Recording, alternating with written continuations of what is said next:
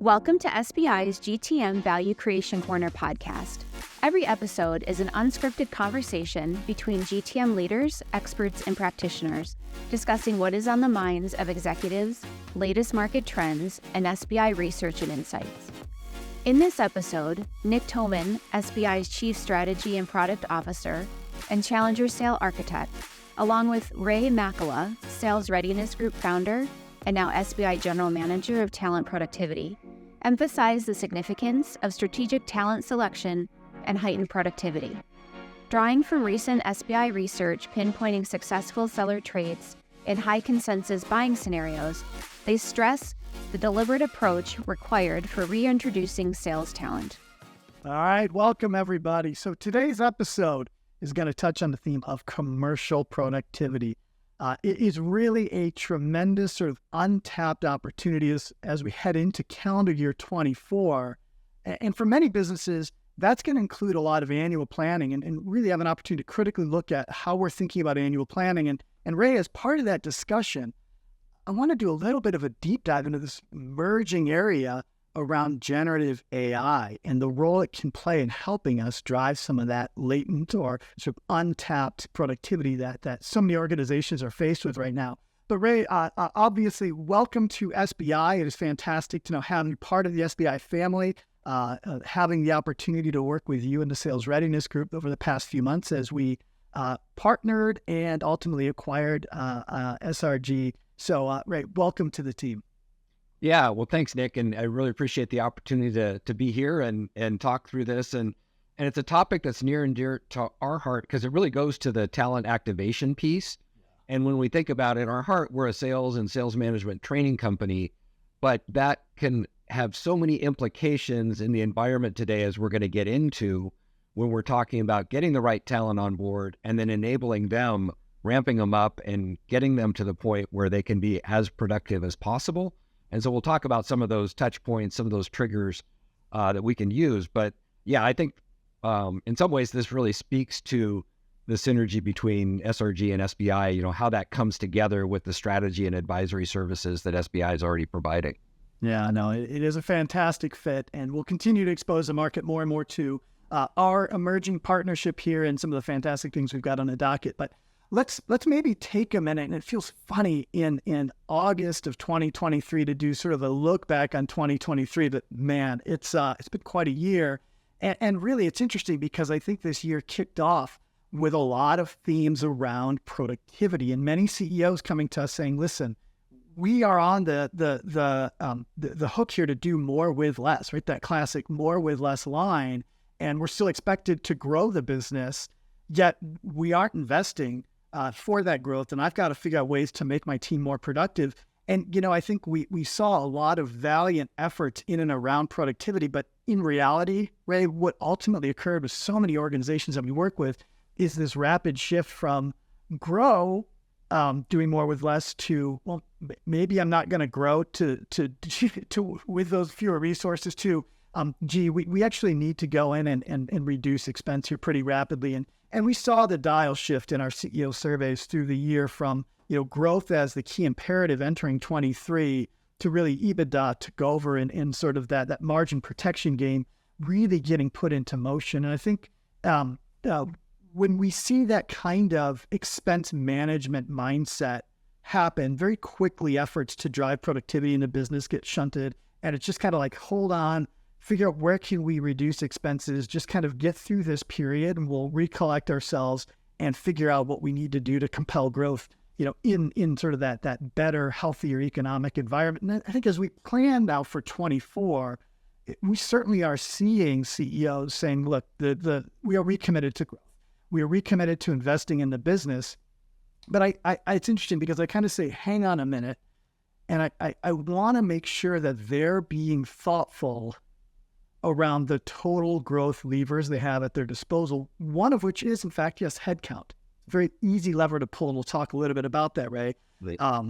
But even as you add headcount into the business, we still believe there is tremendous productivity that is latent and available inside so many go-to-market organizations. And as part of the planning for 24, we really do believe that the organizations who, one, do invest and bring back some of the headcount, bring back some of the sales capacity for the go-to-market systems, will have a growth benefit. But those who really double down on productivity are going to see those efforts really begin to compound from a growth standpoint. So, Ray, I guess, maybe curious about kind of your thoughts on commercial productivity relative to adding headcount and relative to kind of the classic growth levers we see organizations put into place when there is kind of a bounce back year.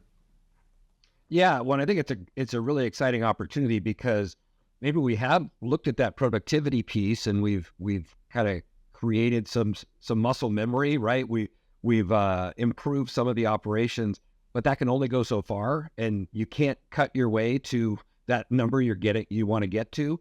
So at some point there's diminishing returns, but if we can apply that lens with the growth as we add headcount, now we're adding more productive heads. And I think that's a key aspect that, there have been times in the past where it's just, it's a revenue engine, so let's add more heads and we'll get the appropriate revenue increase we're looking for. And unfortunately, that's really inefficient if we're not doing the things to appropriately use those resources. Yeah. And so I think, in my mind, that comes back to, do we know the profile of that hire and the role that they're going into? Are we being really careful and sensitive to the assessment, the behaviors, really what are we recruiting for? And then once we make that selection, do we have the onboarding in place to make sure we ramp them up for the role that's going to make them most productive? And as we know, the top sellers are outproducing the others by 2 or 3 times. So how do we replicate that and get them ramped up in the onboarding process to revenue attainment as quickly as possible? And AI is one of the things we can talk about to help leverage that. But, selling skills is a key component as well. Do they know the sales motion, and do they have the skills we need them to execute, to be successful? Yeah, no, and let's talk about, some of the other broader go-to-market levers and revenue generation levers as well that I think are part of this. But, we will deep dive into AI for a moment here. But Ray, it's a good, it's a really good thought around, that growth through headcount mindset. It is so convenient, and candidly, boards understand it, right? We can sort of look at it's just a sheer math game, right? If I put so much pipeline in the hands of a seller, ultimately X amount is going to, convert out the back end of a commercial funnel. And if I just add, 50, I should say 50, but 20% greater headcount, I think we can just do the math, and it's fairly evident, fairly clear what kind of lift we can expect when you add additional commercial headcount. But, the real breakout growth performance, I think, comes beyond just saying, well, let's add heads into a recovering market and capture the upside, which is what a lot of us did kind of in those post-COVID conditions. We really do need to figure out ways to turn the crank and put that talent in better position to convert, put that talent into better territories, put that talent into superior operating conditions and operating environments to see that kind of breakout productivity, that lower cost of sale, and really see that compounding rate of growth. So Ray, we'll talk maybe for a minute here a little bit about what we're seeing in the talent equation, but just a few other items that we're going to tick off in the coming weeks and months here from the podcast standpoint. One, customer marketing programs. 2023 saw so many CEOs commit to growing existing accounts. And we saw this clearly in our data. We saw this clearly in our delivery of consulting services to our clients, was a commitment to growing existing accounts, yet we didn't see a commensurate shift in customer marketing programs. And it's interesting because now, as we see this era of kind of stale pipeline and sort of the heavy middle of the funnel that wasn't converting, that was confounding so many of us through the course of this past spring and into this summer, that pipeline's beginning to age out. So demand gen becomes hot again. So you begin to really think about, well, where do I need to place the investment? Is it top of funnel and funnel convert, getting tofu in place? Or is it really in that customer marketing function and generating leads from ICP type of businesses that really fit, the contours of what good business is for you, and business that we know we can easily expand on? And candidly, I think not a lot of CEOs have thought through the puts and takes of where do I really need to drive that investment. So it's one we'll dive into. Another is... Nick, if I can just comment on that, I think it's a super important point that, budgets aren't unlimited. So it's not like now we've opened the floodgates and it's like, oh, well, let's go throw a bunch of marketing money at that. Right. We need to be really discreet and really focused on how we're spending those dollars. And even as there, maybe some budget returns, but are we crystal clear on that ICP, and have we really spent the time identifying exactly what the client is that we want? Because we know, we're throwing a bunch of marketing money away that's probably not going to get a return, or oftentimes that happens. And then the other is, are we using that within our existing accounts, account-based marketing and very focused efforts to grow those accounts that have proven the ability to buy from us? So I think those are areas where we need to be laser focused on how we're investing, even as that spend comes back. No, I think those are fantastic areas. And another one just to throw onto the pile here, and again, one we'll continue to explore with our listeners is this whole idea of role clarity. And when I say role clarity, within the go-to-market function, we've really seen over the past 5 years, this whole CSM, customer success management idea, come to fruition. Particularly in and around existing accounts, and the role that they can play not just in retention of those accounts, but in expansion of those accounts. And they're playing a more active role. But at the same time, we also have account managers, account execs who are attempting to grow these accounts. We have various overlays or other specialist roles that are involved in those accounts. In some cases, we have key account management teams also playing a role. There is a lot of role redundancy and lack of clarity in terms of who owns what aspects of account management, of account expansion, of account retention. And we think there's just a lot, again, a latent productivity wrapped up in just clarifying roles, governance, who's involved in doing what within the accounts, and how are we segmenting these accounts and effectively covering them with those sales channels.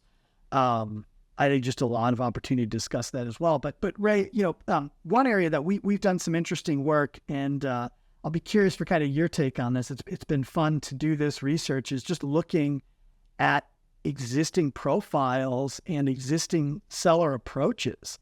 And we've done some pretty interesting research over the past few months. And maybe you give folks just a little bit of a teaser as to some of the things that we're kind of finding and seeing in terms of winning approaches, winning profiles, winning behaviors amidst pretty interesting set of market conditions that are happening right now. Ray, maybe just give folks a sense of what are we seeing and what are we hearing about?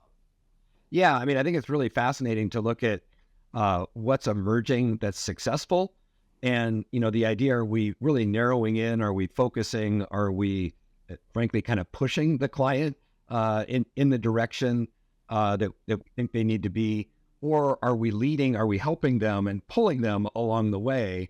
And in my mind, I think it really equates to, well, what's the profile of the seller we have in place, and what skills do they have to do that? And I mean, you can share some of the details about which is more successful and how do we work through that. But I think it has some really interesting implications, both on the training side and then on the manager and the coaching side, looking at those profiles and what's most successful.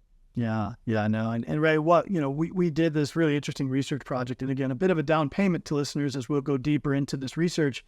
But we went out and we tested about 170 different behaviors in the field, and really aimed to understand, are there certain set of commercial behaviors or certain set of commercial approaches right now that are leading to success, not just in sort of a suppressed macroeconomic set of conditions, but frankly, I think in a set of buying conditions where we're seeing even higher consensus requirements, even more scrutiny from different sets of stakeholders, a lot of new stakeholders who are now part of buying decisions, and just the whole decision-making approach that customers are taking really has changed pretty fundamentally, even in the past 8 months, let alone the past 4 years.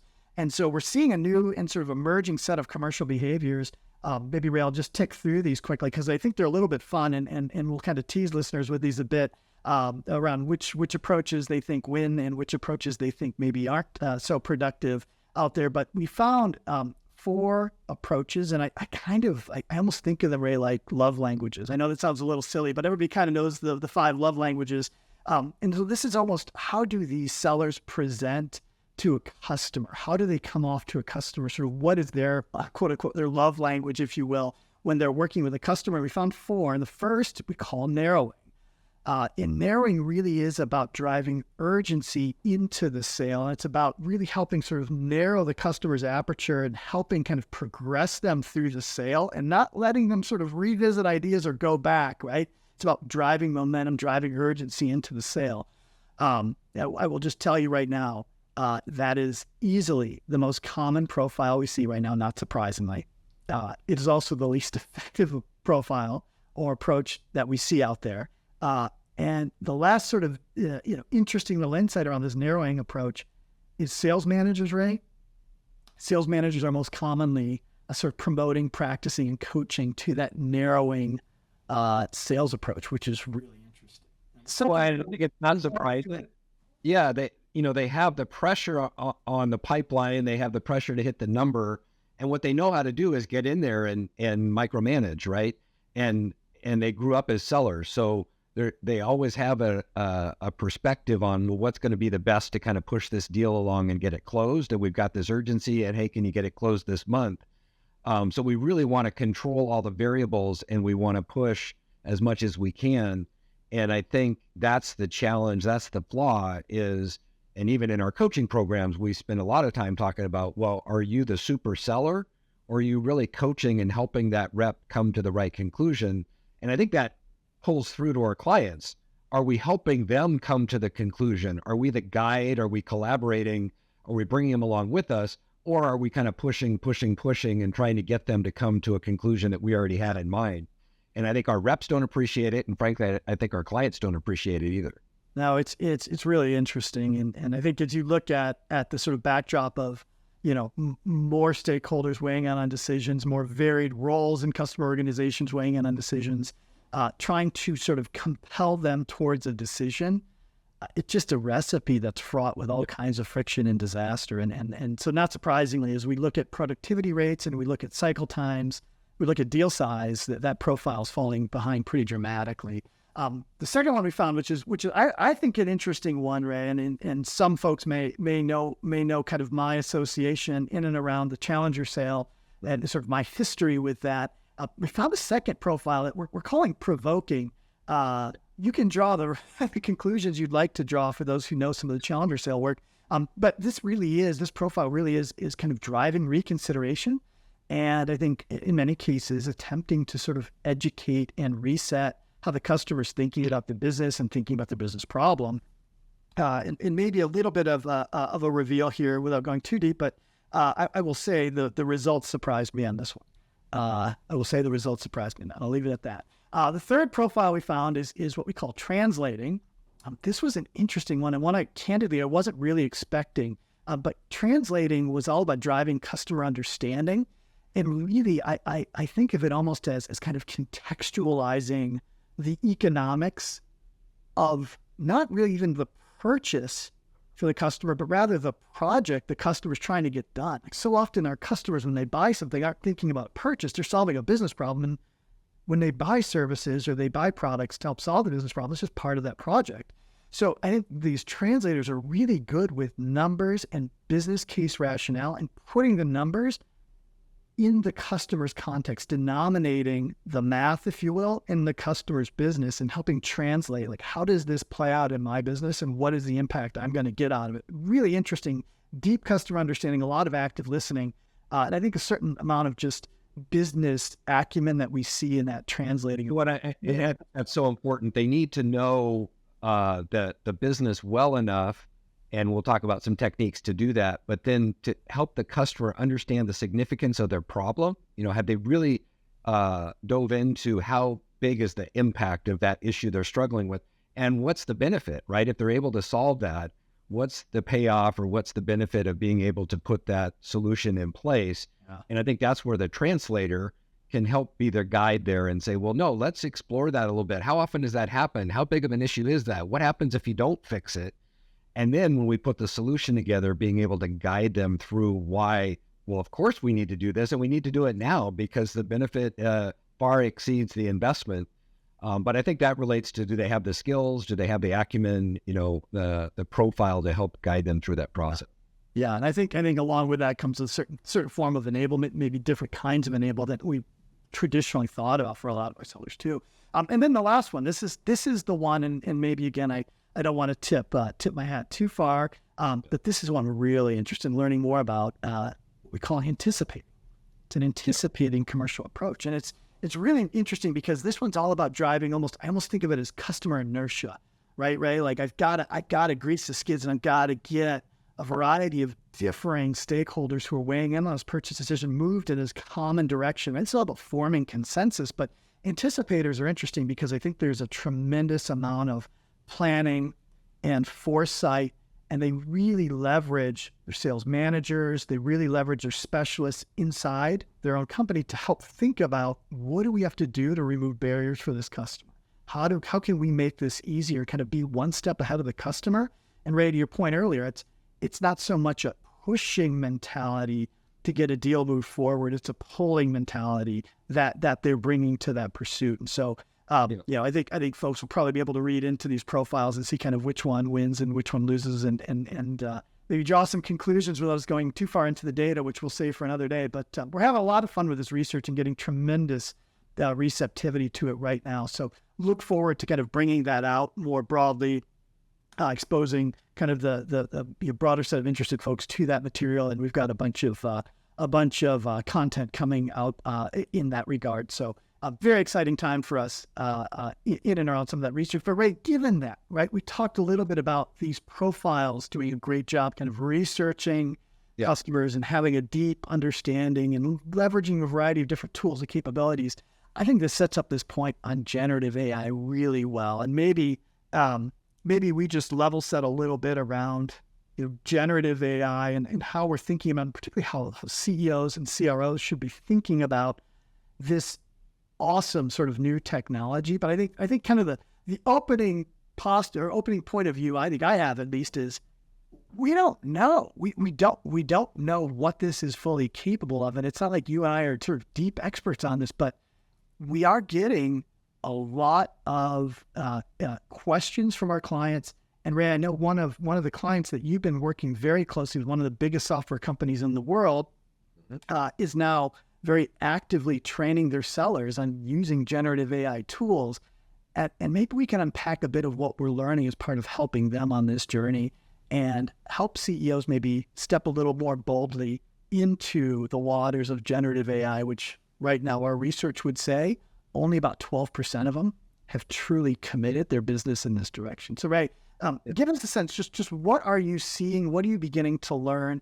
And what can the audience take from what we're hearing, seeing, and kind of figuring out as we support some of these clients?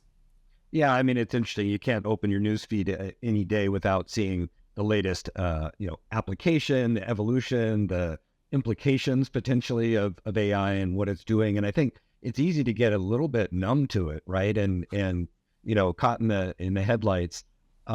And especially, I saw a graphic that had all of the emerging AI applications, and there are literally hundreds of different things that you can do and plug. 120 on there, right? Yeah. And where do we even start? And guess what? They're evolving so quickly that 6 months from now, it's going to look a lot different.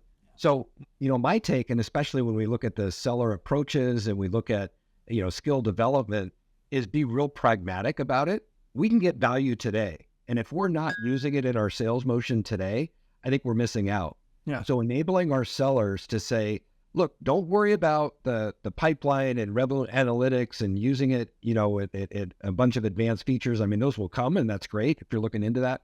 But what can we do with ChatGPT or a chatbot to inform the sales conversation and be more productive today?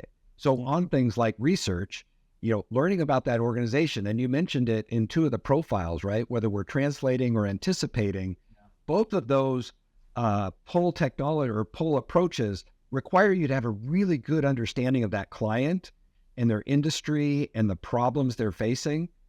And boy, a chatbot can do a great job at helping to inform that. Hey, what is this organization facing in this industry, given this situation? And I'm calling on this persona. What are their top care abouts, right? What are their biggest challenges? And how do I speak to that individual? And so one of the things we're doing is starting to incorporate that into our sales training at each point of the sales process to say, well, in research, here are some different prompts you can use. When you're going into your discovery call, what questions are you asking? And can you get to that next level? And when you present your value, are you quantifying? Do you understand the impacts? Are you using that? And, the one real practical tip I'll say is being able to get to that next level and say, oh, that's great. Can you tell me a little bit more about that? Or can you clarify that? Or can you role play that with me? I think even at the executive level, we all need to be aware that we can do this today. And it's not rocket science, but we can enable our sellers to be more productive and more intelligent in front of our customers. And I think it's going to evolve so quickly that, 6 months from now, those who do it well, it says AI favors the curious mind, right? If we can create that curiosity and that ability to engage and leverage, our sellers are going to be more productive. So as we're bringing them on board, as we're onboarding them, as we're ramping them up, it should be all part of that process, just embedded into how, we're enabling our sellers to be more effective. That's really good. It kind of raises two interesting points I want to dive in with you on, Ray. One is, it's kind of this thought around, those who lead the way on this will figure out things quicker and sort of make some mistakes and begin leveraging the technology. And I think, look, there have been these moments in the past, and I've been around long enough, Ray, to remember like when CRM became a thing, and it was sort of like, this is going to change everything, and for many years it really didn't. And eventually the companies who I think were more mature with their processes began to see some uptick, though we all still love to speak fondly of our CRM. But I think there's been significant technological advancements where we've all kind of stepped back and said, like, this is it, this is the next big thing. This is one where I think this is different, right? Yeah. This is different, and the potential and the possibilities are tremendous is an understatement. So I agree with you, Ray. I think those who get that sort of leading edge and begin to incorporate and adapt generative AI into their sales processes, into their marketing processes, into their sort of messaging and market identification and TAM, and you name it, the possibilities from really fueling a go-to-market analytics and understanding are just tremendous. So I think that's kind of one thought. Yeah. But I guess the second thought where I'd appreciate maybe your input here is, one strategy you could take is like, well, let's just go try a bunch of stuff with AI. And I guess, Ray, you had kind of an interesting thought on this the other day. Maybe that isn't the best idea, and maybe we need to be a little more focused as to how we wade into these waters. What's your thoughts here, Ray? Yeah, I think there needs to be some guardrails set up. So, I think, we should be out there trying it. I know our teams are anyway, right? So they're going to kind of figure it out, muddle their way through, but providing some guidelines and some training to say, well, but here are some considerations, right? You do have to consider confidentiality. You have to consider accuracy and, hallucinations, right? It can pull data that's not accurate. And, even like when people are like, oh, it can write all your scripts for you. Well, if you're using those scripts, you're going to lose, right? That's just more noise, because they're going to be maybe 60%, 80% of the way there, but they're not going to be that last 20%. And to me, that's where the creativity of the human comes in to say, wow, great starting point. That saved me a half hour. Now I'm going to tailor this, and I'm really going to make it my own, and I'm going to make it sizzle. Yeah. And so I think that's where we need to provide enough guidance and enough training to say, well, this is what it is. These are some use cases. Go out and try it. But here's some things we want to be aware of and sensitive to. Yeah. And then, we always think about the poor frontline sales manager, but in my view, that becomes so important. The manager needs to be inspecting, they need to be coaching, they need to be guiding, so that we're not just putting a bunch of AI-driven dribble out there, right, and spamming our customers just more efficiently. That's not going to help anyone. Right. So I think we need to take that and then take a step back and go, well, wait, is this what we would have said if we wrote it, from scratch? We just did it quicker? Or are we getting lazy and complacent and using this tool? So I think there is a training component around this that I don't think it's a separate thing. I think it's going to be embedded, just like when everybody was trying to figure out how to sell virtually. Like, well, that's just another way to go through your sales process. we need to take the same approach, I think, and just embed it into our daily sales. Well, I think it's really good guidance. And so, guardrails, come up with a tight set of use cases, really think about a limited number of use cases per stage of the commercial funnel, and get really good at using these tools for a small number of use. Because, Ray, one of the things we found is, there's a learning curve to using generative AI. It's sort of like, it doesn't actually read your mind, right? You have to prompt it in a certain way, and there's good sort of follow-on prompting and questions you can ask. It really does become a dialogue, but there are best practices in how to engage with these platforms.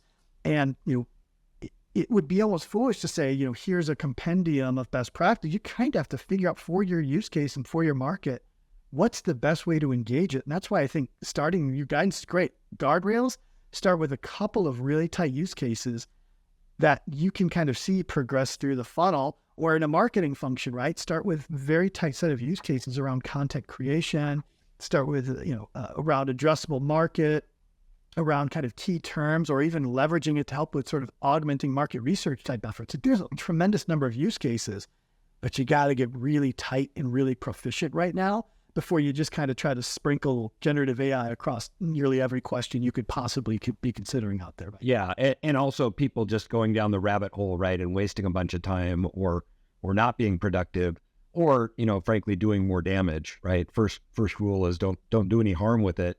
So I think, the idea of an AI sales playbook, just a guidebook, a job aid, some that's specific to your sales process and your sales motion, and then getting people to try it out. And I know we've done a number of lunch and learns where we've just gone in and live, built on some of these queries. And it's been just eye-opening for everyone to go, wow, I wouldn't have thought of that, or, oh, that's a great second prompt. But the first answer often isn't there yet, or isn't great. It's the next level and the next level. And as it learns from what you're asking, and you say, okay, based on above, now can you go into the next level of detail? That's where the gold is, but we have to learn that motion and really how to interact that. Funny, becoming interacting with computers is now becoming truly a skill. I think so often it's sort of billed as this is going to do all the thinking for you, but this is where the creativity and sort of the lateral thinking comes to play. This is just about sourcing information and data much more quickly than you could do on your own. Yeah, and I heard an analogy, and some people might be uncomfortable with it. Interacting with the computer that way, but they said, well, if you treat it like a trusted advisor, a trusted friend who's mentoring you, and say, I don't quite understand. Can you tell me a little bit more? Can you give me 3 more examples? I'm not sure that's where it's like, oh yeah, I can do that. And it's going and it's querying, the world of data and coming back with some good suggestions. But yeah, I think people need to learn that interaction, learn that motion. No, that's fantastic, Ray. So, just to recap, we've covered a heck of a lot in just, 20 short minutes here, Ray, but everything ranging from, customer marketing that we need to dive deeper into, emerging sets of sales approaches and in ways to engage customers that we're seeing as more productive. We've talked about sort of hiring this next generation of talent and onboarding and bringing sort of this, as we quote unquote return to growth and sort of a growth at least investment posture for most CEOs, right? Getting that right as we sort of re-engage on that front, all the way through, this sort of emergent realm of generative AI and the technological advances it can bring and the productivity advances it can bring to go to market. So we've covered a heck of a lot here. We look forward to unpacking a lot more of these kind of productivity approaches and unpacking more of what we're seeing with our clients. But for now, Ray, on behalf of SBI and everybody here, thanks for tuning in. Thank you. Thanks for having me.